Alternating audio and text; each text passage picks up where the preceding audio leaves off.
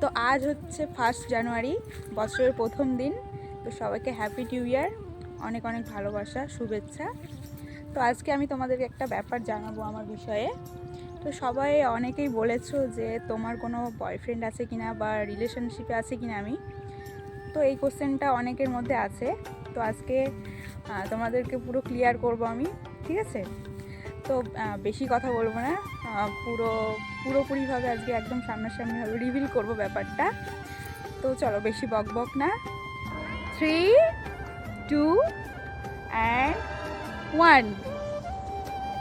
कैसा लगा मेरा मजाक? কথা হচ্ছে কিনা, এই 2026 সালে এসেও আমার কোনো বয়ফ্রেন্ড নেই, আর আমি রিলেশনশিপেও নেই, ঠিক আছে? ক্লিয়ার? আর যারা যারা ভাবো বয়ফ্রেন্ড আছে বা আমি রিলেশনশিপে আছি, তারা একদমই ভুল, মানে আমার সম্পর্কে একদমই ভুল ধারণা।